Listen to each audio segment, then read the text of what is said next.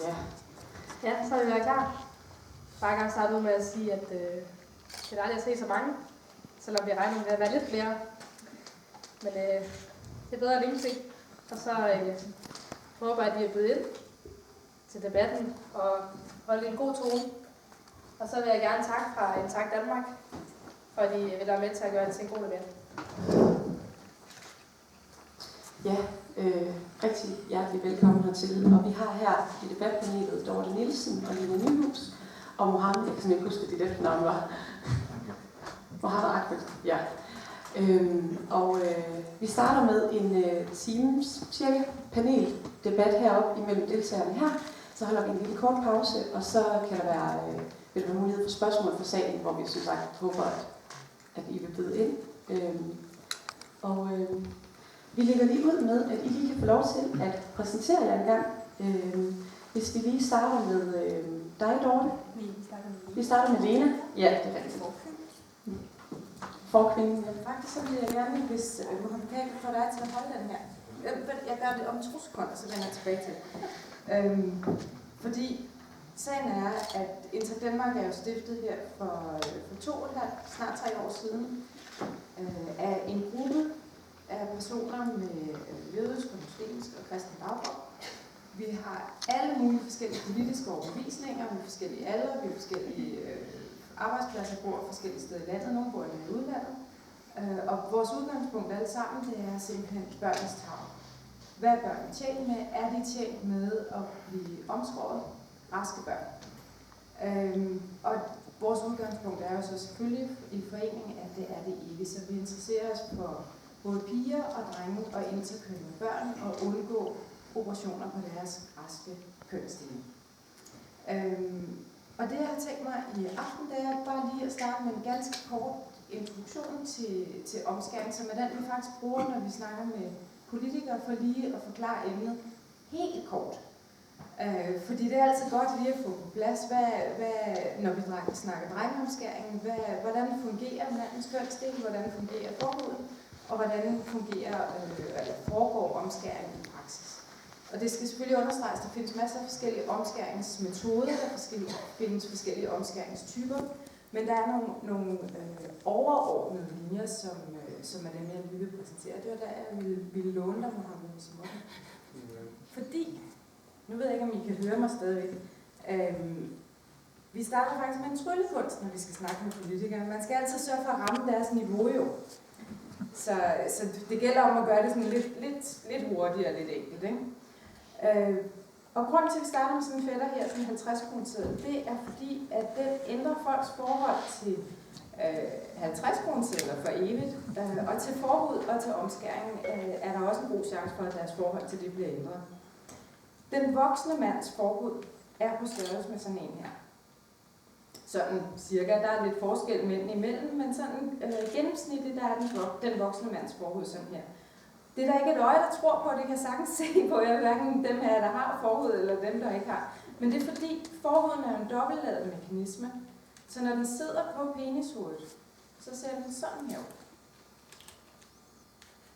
Så kan I se, så dækker den penishovedet sådan her, så den foldt, og det, i det øjeblik, den er trukket frem, så er den faktisk dobbeltladet og trukket frem om penishovedet. Når den så bliver trukket tilbage, eller hvis hvis manden har rejsning, så når den dækker skaftet på penis, så ser den omtrent sådan her ud. Og igen, så burde det være sådan rimelig genkendeligt i størrelse.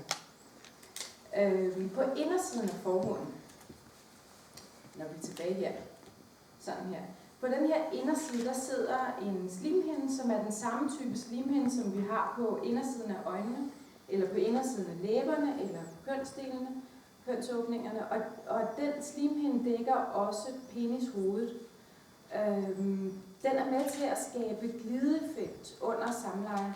Så under samleje, der er meningen, at der skal være 2 slimhinder, som glider mod hinanden, fuldstændig som når øjenlåget glider ned over øjenæblet, så har man 2 glatte overflader, der glider mod hinanden.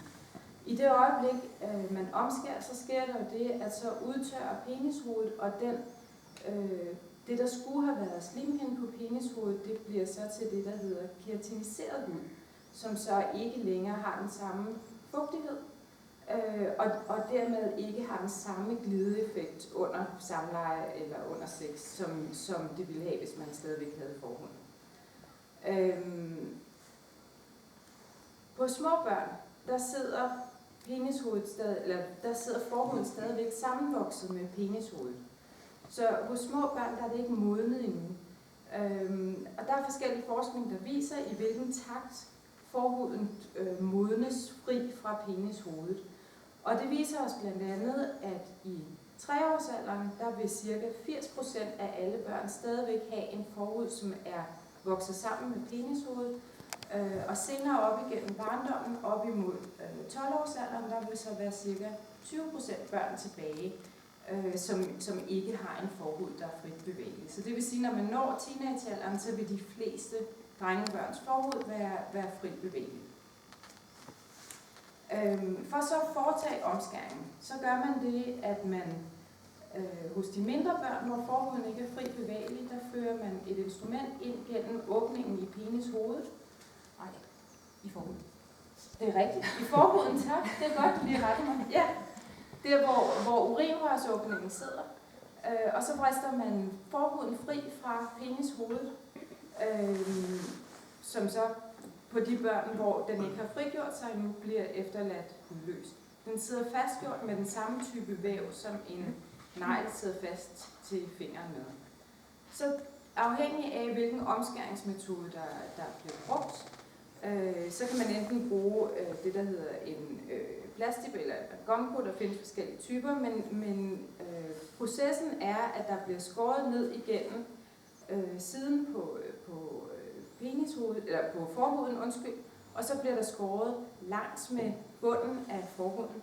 Og så står man så med en forhud, der er frigjort. Og hos de små børn, der er det den udfoldede forhud, den er så på størrelse med den her. Forhuden udgør ca. 50% af hudoverfladen på hele penis. Og i den sidder omtrent, det er lidt forskelligt afhængig af, hvordan omskæringen foretages, men der sidder omtrent 50% af alle følelemmer i penis. Så det er det, der går tabt i det øjeblik, man omskærer. Og så er det så, at damer, omskæringen tryller forhuden væk, og så er det så op til jer at beslutte, om det var, eller at vurdere, om det var en beslutning, som den enkelte person skulle have haft mulighed for selv at træffe i forhold til sin penis, eller om det er en beslutning, som påhviler andre. Tak. Så er det dig. Jamen, tak for det. Jeg hedder Mohammed. Jeg er 25, og jeg er lærerstuderende på andet år. Det er helt nyt for mig at komme ind i den her debat. Jeg har haft den dengang jeg var yngre med mine danske kammerater, men som på, hvad skal man kalde det, professionelt et arrangement. Der har jeg ikke rigtig debatteret det her emne, fordi det er en selvfølge for mig. Jeg er også muslim, jeg er troende, jeg er traditionel og kulturel, og jeg holder fast i den kultur, jeg har. Jeg er omskåret, og det blev jeg i 5-årsalderen. Jeg er født i Danmark, skal det også lige siges. Og grund til, at jeg først blev omskåret, dengang jeg var 5, det var fordi, der ikke rigtig var nogen religiøse lærer eller personer, som omskar dengang. De fandtes kun i København, og mine forældre havde bosat sig i Aarhus, så det var ikke muligt. Så jeg er faktisk også omskåret her i den her by, i Aalborg, på Aalborg sygehus, i 95, af en jødisk læge. Og det er en oplevelse, som jeg husker rigtig, rigtig godt. Jeg husker hvert et skridt, jeg har taget, fra vi gik hjemmefra, og til, at jeg var hjemme igen. Det foregik således, at jeg selvfølgelig satte mig i en bil, vi kørte herop, og jeg vidste godt, hvad jeg skulle ind til, og jeg havde accepteret det, for det var sådan, det var. Smerter, det var der ingen af. Jeg var i fuld narkose, så det er naturligt, at jeg ikke føler en smerte. Men der var faktisk en smerte, som jeg havde, og det var dengang jeg fik en nål stukket igennem min arm, fordi de skulle bedøve mig. Den første arm virkede ikke, så skulle de bruge den anden arm. Og det var det eneste, jeg var bange for. Og der var en lille svine efterfølgende, efter omskæring, første gang jeg skulle tisse. Så var der en lille smule svin, men værre var det ikke. Jeg har selv en søn, han er 3,5 i dag. Han blev omskåret på 7. dag. Og det var også en beslutning, jeg selv tog, sammen med min kone. Jeg har en søn på vej. Ja, han kan faktisk komme når som helst, så hvis I ser mig løbe, så er det fordi, at hun er i gang med at føde. Det håber vi ikke, selvom hun sagde til mig at holde telefonen tæt på i dag. Hun er meget ondt. Jeg regner også med, at så snart han kommer, og der er gået de 7 dage, så bliver han også omskåret. Og igen, det er en beslutning, som jeg tager. Hvorfor tager jeg så den beslutning på mit barns vegne? Det gør jeg af flere årsager. Blandt andet, at min religion siger, jeg skal, eller anbefaler, at jeg gør det. Min kultur siger også, at jeg skal. Alle mænd, som har den samme baggrund, samme kultur og religion, er omskåret. Så det er en naturlig del af mit liv, som jeg giver videre. Jeg går stærkt ind for, eller ud fra, at I hver især dem af jer, der har børn, de gerne vil udleve deres traditioner gennem deres børn, og lære dem igen, hvordan de er vokset op. Vi lærer dem blandt andet julesangene, fødselsdage, gaver. Pigerne de får øreringe på meget tidligt. Vi gør en hel del for at udleve vores kultur i vores børn, så de kan få den samme opvækst, eller en, der er bedre. Og den holdning har jeg selvfølgelig også til mine børn, og det er også derfor, jeg vælger at omskære dem. Der er også den religiøse side, eller den sundhedsmæssige årsag. Det er bare ren og skær videnskab. Det er bare sundest, synes jeg, for en mand. Og det er jo ikke kun mig, fordi som sagt, jeg er lærerstuderende, så jeg har ikke nogen sundhedsvidenskabelig baggrund. Men jeg kan læse, og jeg kan navigere i hvert fald på nettet, og vi har et stort overflade og et stort netværk på internettet i dag, hvor man kan gå ind og læse om de forskellige studier, der er blevet lavet.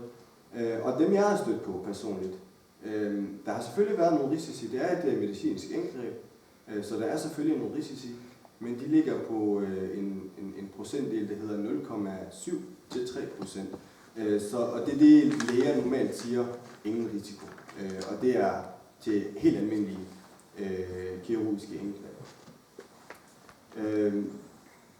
Når jeg ser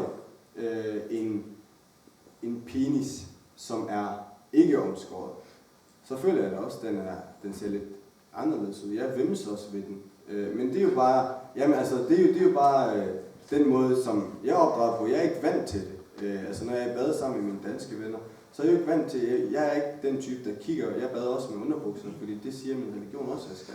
Så der er mange ting, som der er i den her debat, som gør, at omskæring, det er en naturlig levemåde. Jeg føler mig personligt hjemme i at være omskåret, og jeg stoler på og håber selvfølgelig, det kan jeg aldrig nogensinde give et entydigt svar på, men jeg håber også, at mine børn også, når de bliver ældre, også accepterer, at jeg har gjort det, og at de så vil efterleve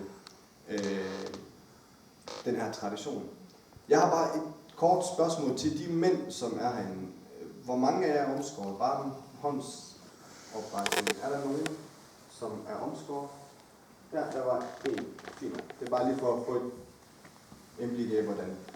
Det skal også lige siges, at jeg er blevet inviteret til det her for snart 2 måneders tid siden af Marla. Og det er jeg glad for. Og jeg har gjort mig mange overvejelser i de 2 måneder.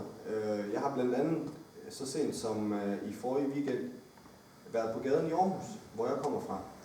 Og der har jeg stoppet hver og enkelt person, jeg kan se, nu er jeg lidt fordomsfuld, men enhver, som jeg synes har en anden etnisk baggrund, eller har en muslimsk eller jødisk baggrund, og har simpelthen stoppet ham på gaden og spurgt, er du omskåret? Og det er ikke særlig sjovt, har jeg fundet ud af at blive stillet, men, og jeg har så forklaret, hvad jeg skal bruge svarene til. Og når personen siger ja, så spørger jeg efterfølgende, er du glad for det? De siger ja. Så stiller jeg spørgsmål, vil du gøre det ved dine børn? De siger ja. Jeg spørger, hvorfor? De siger, sådan er det bare. Der er et spørgsmål, som Lene også kom ind på med hensyn til udtørring. Altså først og fremmest, der er ikke rigtig lavet nogle videnskabelige studier på lige det her punkt med hensyn til udtørring, og der er ikke, og de studier, der er lavet, de har ikke den videnskabelige evidens til, at de kan betragtes som et troværdigt resultat. Udtørring og følsom, nedsat følsomhed, den hører man rigtig meget. Den vil I sikkert også høre rigtig, rigtig mange gange i dag. Jeg vil personligt sige, og nu er jeg omskåret, så jeg ved, hvad jeg snakker om. Det sted, jeg har bedst følelse på min penis, det er penishovedet. Og samtlige mænd, jeg har spurgt på gaden i forrige uge, det var det samme svar, jeg fik for dem. Ingen har haft nedsat følelse.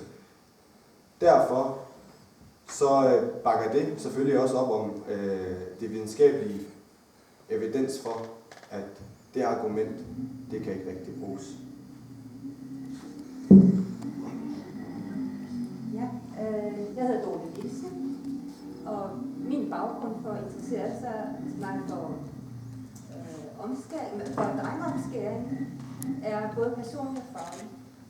Men den starter med... Jeg tror, du skal lidt tættere på munden, faktisk. Okay. Ja. Min første kæreste var amerikaner. Vi var 19 år, og han var omskåret. Min danske mand, som jeg traf i 1973, og som døde for nogle år siden, var omskåret. Og jeg har i løbet af mit liv haft 2 jødiske elskere, som var omskåret. Jeg har en bachelorudgrad i idræt, så jeg kan faktisk læse fysiologisk videnskabelig litteratur. Det indgår i studiet. Og sidenhen har jeg specialiseret mig siden 1978, og min spidskompetence ved informationssøgning, hvor jeg har arbejdet med beslutningsstøtte og med support, med forskningssupport.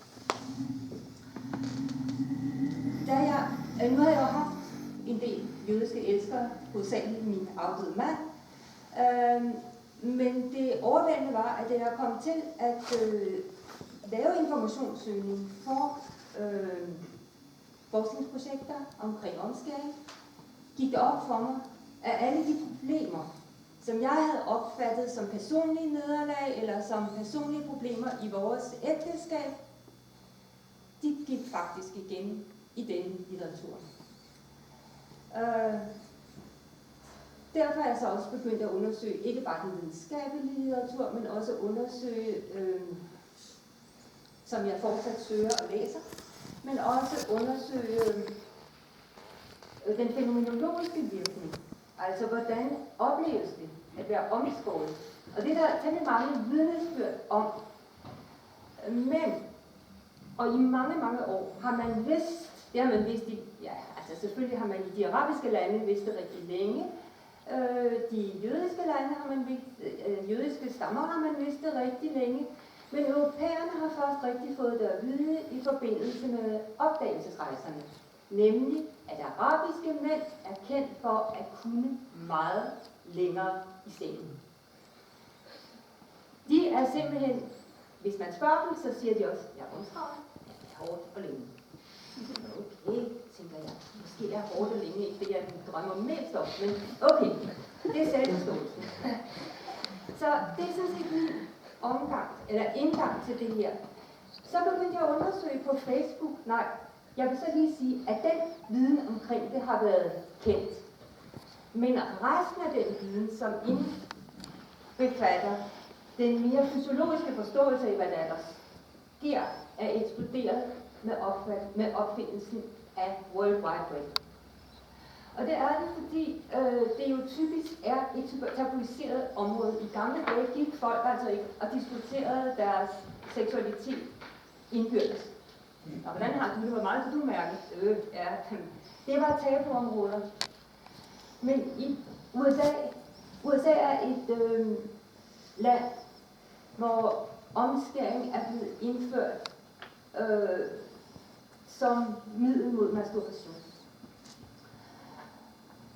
Og derfor, det har faktisk medført en stigende omskæringsstigningskurve inde i USA siden slutningen af 1800-tallet, og så op til i hvert fald efter 2. verdenskrig, at det bare steget. Så de generationer, der er født efter 2. verdenskrig og efter, der er der 90% af den mandlige aktive befolkning i USA, der er omskåret. Det vil sige, at der er faktisk rigtig mange mænd, der er omskåret i USA. Også af andre grunde end de religiøse. Fordi det simpelthen var normen. Men en ganske stor del af dem har haft nogle problemer med deres omskæring. De har haft skader efter omskæringen, de har haft nogle psykiske traumer. Allerede Freud har jo opfundet det, der hedder kastrationskomplekset, som handler om, at jødiske drenge er bange for, at deres far skal komme og skære i deres tissemand. Det er der måske en grund til, at det lige netop er hos Freud, at den er opstået. Men disse amerikanske mænd, der er utilfredse med deres omskæring, og måske ikke er lige så fast forankrede kulturer, som de religiøse kulturer, er begyndt via World Wide Web, som blev almindeligt tilgængelig i begyndelsen af 90'erne, at diskutere deres skader. De kunne diskutere det ude for de familier, der havde skadet dem. Og de er faktisk en temmelig stor verdensomspændende bevægelse, hvor de fortæller om, hvordan de oplever deres omskæring, og hvordan de oplever resultatet af den, og de eventuelle skader. Det er jo ikke alle, der skades, det er der slet ikke nogen, der påstår. Men allerede nu vil jeg godt lige komme med en enkelt kommentar til din bemærkning om de der 0,7% skader, at dem er der ingen belæg for i den videnskabelige litteratur. 0,2-3% Ja, fra Kids Health i USA. Hvad? Kids Health i USA. Kids Health er ikke en videnskab. Nej, men de har deres for det amerikanske institut for sundhed. Ja, CDC. Lige præcis. Ja, jeg har læst deres undersøgelser, og det de undersøger er faktisk ikke skader. Det de undersøger er klager over skader. Derfor har de den påstand, at jo ældre manden bliver, eller drengen bliver, inden han skal omskæres, jo flere skader er der. Det er ikke rigtigt, det er modsat. Men jo flere skader får de. Jo bedre patienten er i stand til verbalt at artikulere det, der er i vejen, de smerter, de skader, han har haft, så jo flere, og jo bedre, de skal også være i stand til at takle klagesystemet og vide, hvor skal man klage henne i det her system, jo flere klager kommer der. Og det er derfor, det ser ud som om, at tidlig omskæring er bedre end sen omskæring. Men det er det ikke. Men de klager, de tæller, det er ikke skader. Jeg har læst artiklerne, det ved jeg ikke, om du har. Jeg har ikke bare læst et resumé, jeg har læst de videnskabelige artikler. Det er klager, der tæller. Og jeg skal gerne give dig henvisningerne bag. Jeg vil lige sige en ting, fordi min væsentlige spidskompetence, det er jo faktisk informationssøgning, litteratursøgning. Så hvis jeg undervejs siger nogle ting, hvor de tænker, det kan hun kraftedeme ikke have ret i.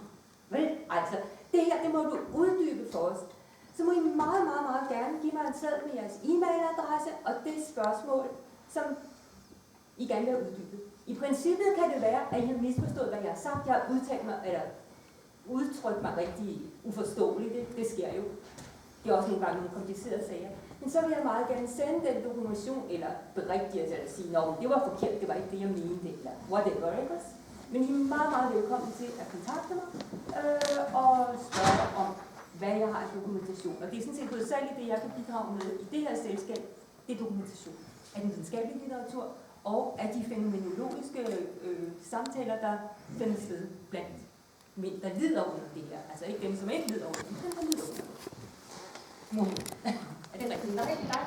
Ja. Du siger, at du kan bidrage med de videnskabelige. Ja. Hvor mange videnskabelige undersøgelser har du så gjort på det her område, og hvor godt oplyst er det, i og med at du er fagperson på det her? Ja. Nej, bare generelt på omskæringsdebat. Altså, jeg kan ikke sige dig, hvor mange, men jeg kan sige dig nogle af de mest citerede. Der er den der, som, altså CDC's hovedkilde, de har lige kommet med en udtalelse for nylig, hvor de har deres kilde til, altså deres hovedkilde til, hvordan kan det her være, den har jeg læst, ikke? Og den taler kun om klager, altså nu henviser du selv til de der kids, hvad det er. Deres kilde til det er udelukkende klager. Der er lavet en stor undersøgelse i Israel i 2000 og et eller andet. Nej, det er ikke den, jeg taler om. Jeg taler om en anden. En meget citeret undersøgelse, hvor 10.000 eller 19.000 drenge, det er meget stort, er undersøgt. Hvis du har nogle... Jeg har, tror jeg.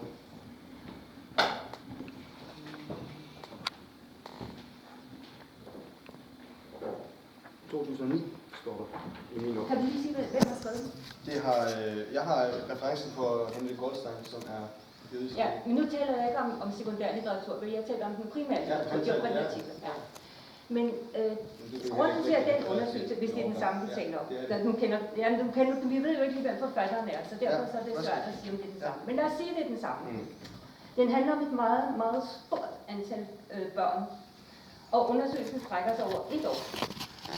Og den er lavet på den måde, at man har en forestilling, der har sin ret stor viden om, hvilke typer af skader, der kan være tale om. Og, altså hvilke typer af skader kan der følge af omskæring. Og de skader har man så undersøgt på. Men hvis man læser hele artiklen, vil man se, at formålet med den artikel, det er, at i Israel er flere og flere intellektuelle jøder begyndt at lade deres børn omskære, ikke af rabbiner, men på lægeklinikker. Fordi de vil gerne have, at det bliver lavet af en udvalgt kirurg og i sterile omgivelser. Og der er interessen så den, at man vil gerne vise, at der ikke er forskel på antallet af skader hos dem, der er omskåret af rabbiner, altså rituelt omskåret af en rave, eller dem, der er omskåret på en klinik. Og det går de så i gang med, og da de finder ud af, at de der 2 bunker er nogenlunde lige store, så stopper de faktisk undersøgelsen. Men det er stadigvæk på baggrund af de klager, eller på baggrund af de skader, som de har fået ind på de pågældende hospitaler. Hvordan kan man, altså hvis vi har 2 kopper, vi siger det er 2 peniser, som er omskåret. Ja. Hvordan kan man se forskel på en omskåret penis via et kirurgisk indgreb og et ved et religiøst eller kulturelt ritual omskæring? Så vidt jeg ved, kan man ikke se en eneste forskel. Det er enig med dig. Under forudsætning af, at der er anvendt samme omskæringsteknik, kan man ikke se forskel. Overhovedet. De spørger jo ikke. Altså, de har jo taget de klager ind, de har fået, og det er dem, de har undersøgt. Og i de klager, der står der i journalen, hvor de er undersøgt. Så det er det, der er deres formål. Man kan ikke se forskel, men og da de så sagde, at der er en lige stor antal skader, om det er en rabbiner, det kan de sige i journalen, eller om det er en læge, så holdt de op med undersøgelsen. Men man kan ikke se det som sådan, medmindre man har en eller anden særlig omskæringsteknik. Altså, at man tager mere eller mindre tæt omskæring, ellers skal man ikke. Ja. Har du en opfølgende kommentar til det? Nu er det jo sådan, at det jeg beskæftiger mig med i det daglige, det er at tale med medlemmer af Intact Danmark, hvor hovedparten af vores medlemmer er mænd, og majoriteten af de mænd, vi har som medlemmer, er omskåret. Jeg har ikke været nede og kigge dem i underbukserne, men det er hvad de fortæller mig, når vi snakker sammen. En del af vores medlemmer er omskåret af medicinske årsager, men majoriteten af vores medlemmer er omskåret af kulturelle eller religiøst betingede årsager. Og de er jo medlemmer hos os af 2 årsager. Nogle af dem er medlemmer, fordi de rent faktisk lever med komplikationer. Fordi de lever med fysiske eller med psykiske komplikationer, eller begge dele som følge af deres omskæringer. Og nogle af medlemmer af principielle årsager, ligesom de øvrige medlemmer, simpelthen fordi, at de ikke synes, det er okay, at man skærer i raske børn. For de personers vedkommende, hvor der er gener, der kan de jo være ret omfattende. Både de fysiske og de psykiske, og de kan spille en stor rolle i deres liv. De oplever blandt andet for nogens vedkommende så voldsomt nedsat følsomhed tidligt i livet, at de allerede i teenageårene eller i 20'erne må opgive at have sex både med sig selv og med andre. Deres følsomhed er simpelthen så nedsat, at de ikke kan stimuleres til udløsning. Så almindelig seksuel samkvem, hvor man kan få udløsning, det er ikke en mulighed for dem. Det er ikke en ret hyppig skade, det er der ikke mange af dem, der har, men den er ganske alvorlig for dem, som har den. Og det er ikke så usædvanligt, som man kunne håbe. Jeg har også talt med mænd fra andre lande, blandt andet fra Tyskland og fra USA, som lever med tilsvarende skader. Andre de oplever, at deres følsomhed er blevet nedsat gennem årene. De har været glade unge mænd, som har rendt rundt og sagt, som du sagde tidligere, min pæk fejler ikke noget, og jeg kan holde meget længere end alle de andre, og det er super. Og det er jo for så vidt fint nok, kan man sige. Men så sker der det, at følsomheden nedsættes for os alle sammen med årene. Det er et almindeligt fysiologisk faktum for både mænd og kvinder, at følsomheden lige så stille bliver formindsket. Om det skyldes fysiologiske årsager, eller om det simpelthen skyldes, at man er så vant til de stimuli, at man af psykologiske årsager ikke reagerer så meget på dem. Det ved vi ikke nok om, men vi ved, at følsomheden lige så langsomt bliver ringere for os alle sammen. Hvis man i forvejen skal have meget kraftig stimuli, og skal stimuleres rigtig længe for at komme, så kommer der et tidspunkt, hvor man ikke kan blive stimuleret nok. Så det vi oplever er også, at en række af vores medlemmer er mænd, som ikke har følt de store problemer med at være omskåret, da de var hverken i 20'erne, eller 30'erne eller 40'erne. Men når de så kommer derop af omkring 40-50 års alderen, så begynder den følsomhedsnedsættelse at sætte igennem i omfang, som gør, at det bliver ganske ubehageligt. Og for mange af vores medlemmers vedkommende, så fortæller de om dels tørhed på penis hovedet. De fortæller om gener ved urinrørsåbningen, altså at det er ubehageligt, hvis penis gnider mod undertøjet, eller det er ubehageligt at cykle, fordi penishovedet bliver generet, når de cykler. Så der er en række sådan, man kunne sige små problemer, men som bare ikke er problemer, som de intakte mænd fortæller om på samme måde. Det er simpelthen problemer, som er hyppigere hos omskårne.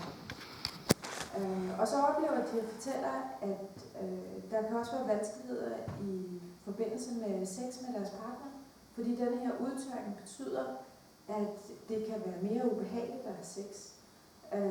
Man må i højere omfang bruge glidecreme, og man kan ikke få en stimuli, som er komfortabel.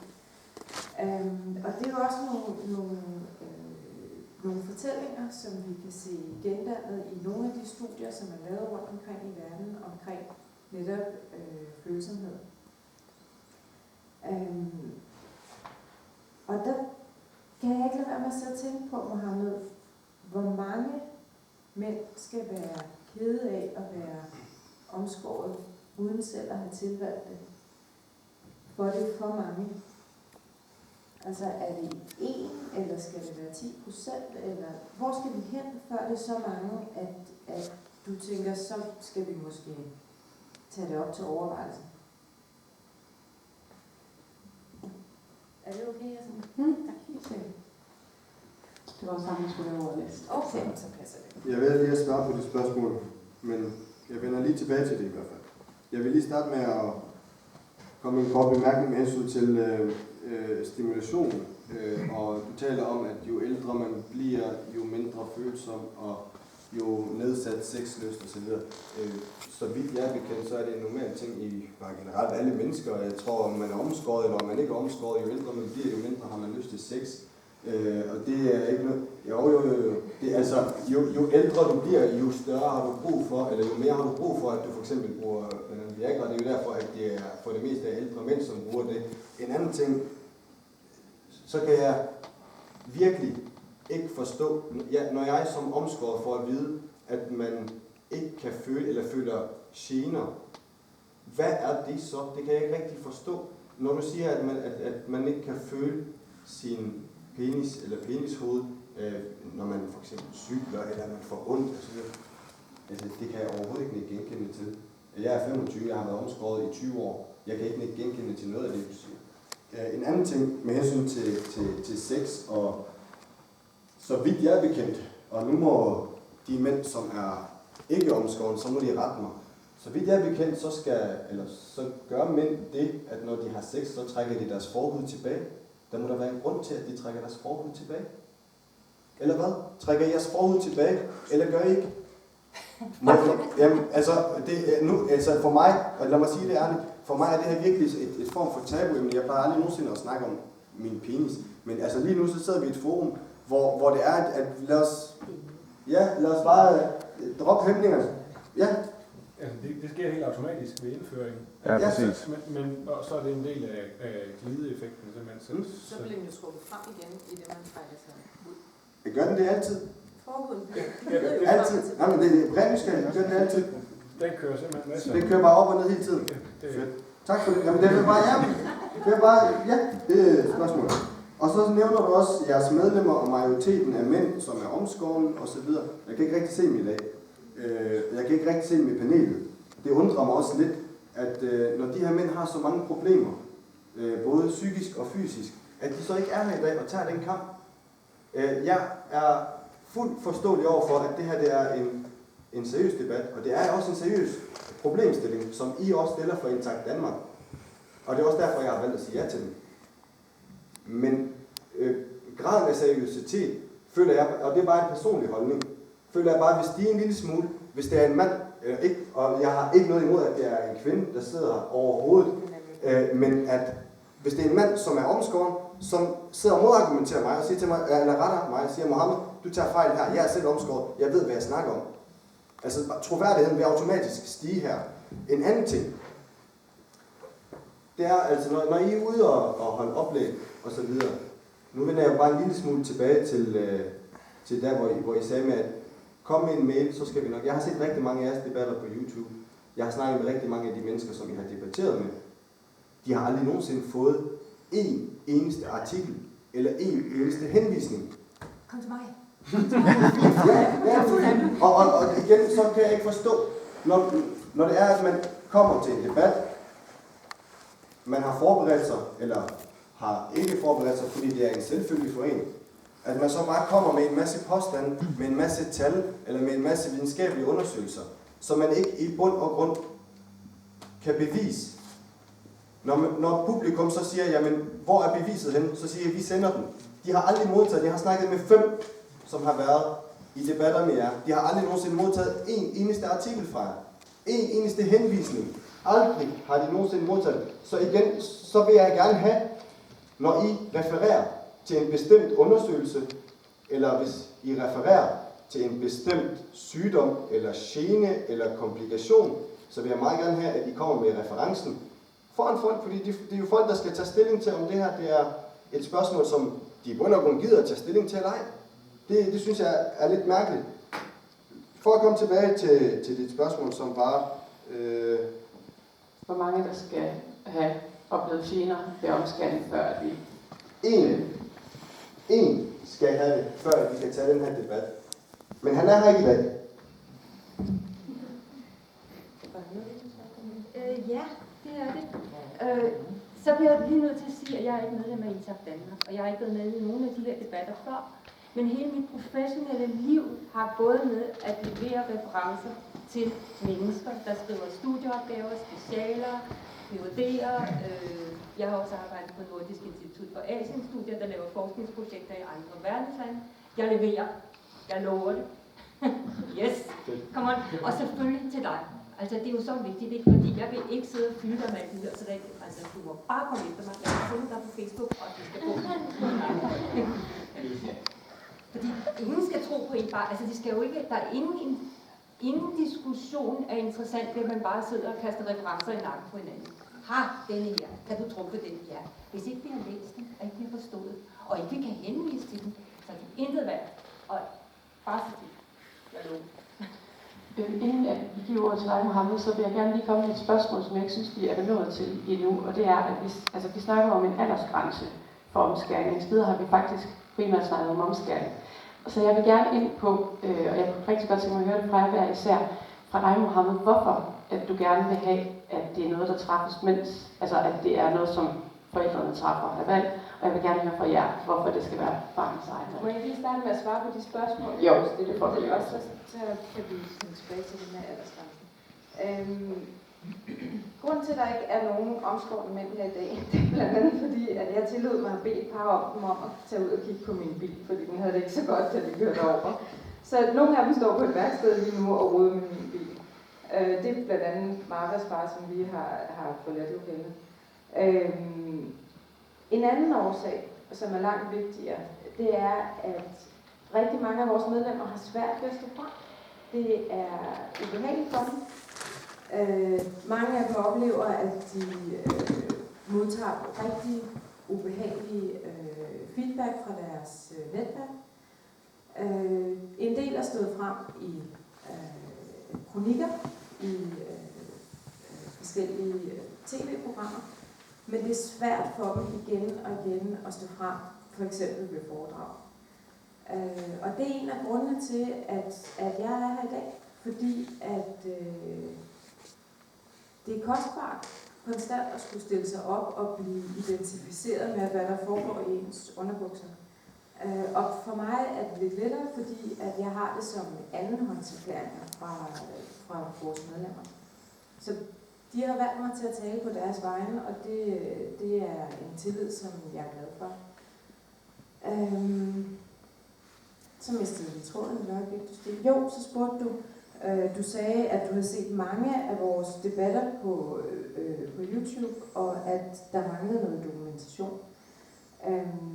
Jeg er faktisk ikke bekendt med, hvad det er for nogle debatter, du mener har set på YouTube, fordi... Facebook. Mener du ikke Facebook? Det er godt. Jeg tror, det er Facebook. Altså, mig bekendt, så findes der ikke nogen debatter, som jeg er med i hvert fald på YouTube. Fatjalev på Folkemødet på Bornholm.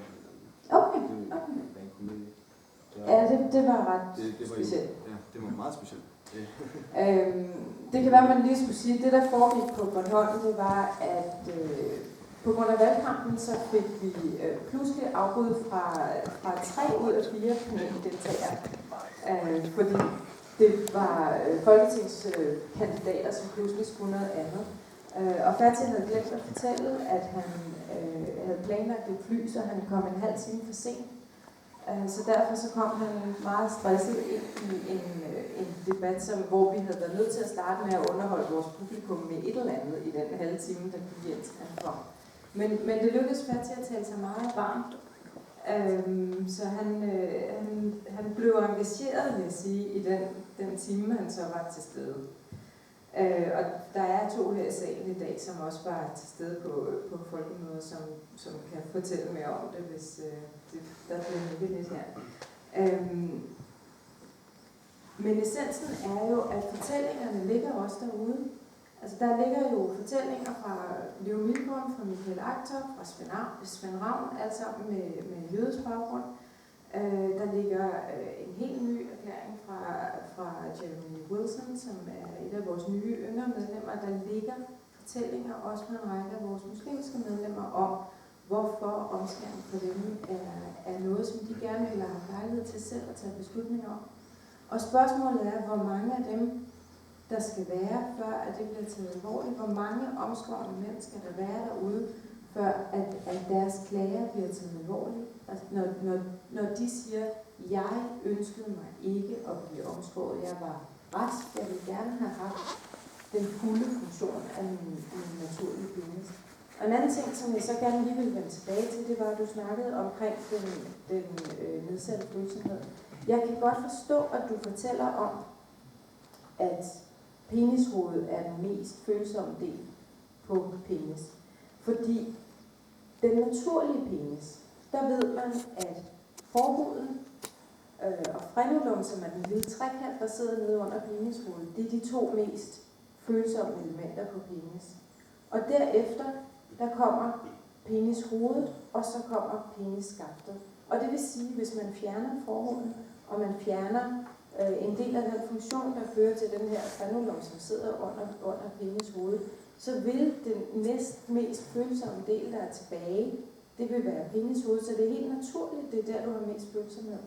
Men det ændrer jo ikke på, at den hos omskårne mænd bliver omfattende nedsat, og at det for mange omskårne mænd, når de er især modne mænd, at det er et problem, fordi den følsomhedsnedsættelse, som de har, den bliver lagt oven i den aldersfølsomhedsbetingede nedsættelse, som de har. Så pludselig så har de jo markant ringere følsomhed, end de ville have haft med en naturlig penis. Så var det aldersgrænse, vi skulle skifte over til at snakke om. Jeg vil gerne høre om præcis, hvorfor at man er for eller imod en aldersgrænse for omskæring. Jeg vil bare hurtigt komme med en meget kort bemærkning, fordi det er lidt svært bare at skifte emne fra det ene til det andet, uden at lige komme en lille replik. Men det jeg i bund og grund hørte at sige med hensyn til jeres medlemmer og politiker om, det er, De står frem, det sagde jeg, der var at de ikke er i dag. Det er fordi, så de vægter at reparere din bil, frem for så at bilen er vigtigere end det, som de i bund og grund kæmper om, eller hvad? Nej, de to, som er her i dag, de synes, det er rigtig vigtigt. De er ikke specielt gode Men til at de vil tale helst- dansk, men de- så kunne ikke være her på Okay. panelet, men Fair vil nok. gerne have været i lokalet. Så det er et emne, de går meget op i, men de går også op i, at vi kan komme tilbage til København. Ja, Det var og vigtigt. en anden ting, som du nok også godt ved, og som enhver person, som stiller sig frem i den offentlige debat, der er konsekvenser. Det er ikke en hemmelighed. Og det er ligegyldigt, hvilket emne man egentlig debatterer. Så der er konsekvenser over alt. Jeg har selv mærket på egen krop og sjæl, fordi jeg blandt andet arrangerede en demonstration mod IS på et tidspunkt. Så jeg fik en masse dødstrusler også. Men hvis man virkelig går ind for en kamp, så skal man tage den fuldt ud. Og det er det igen, når jeg har set blandt andet debatten på Bornholm. Jeg tror bestemt ikke, at Fatih Aliu har den samme opfattelse som dig, at han fik noget af den debat. Jeg talte med ham klokken 23 nat. Han sagde til mig, at han blev bare gjort grin med hele vejen igennem af en komiker. Hvor saglig er den debat? Altså det er jo det er heller ikke en, som har en reel forhold til selve emnet, udover at han gjorde grin med det. Men lad det nu ligge. Det er en anden debat. Det er ikke det, vi skal diskutere i dag. Folketingspolitikere, som sprang til i En sidste... fra Alternativet, som kom, han er også komiker. Ja, det er han også. Ja, lige præcis. Han Fatih Aliu med sine egne ord, der siger han, det var det rene joke. Lad nu det ligge. Vi skal tale om et nyt emne. Ja. Og du stiller spørgsmål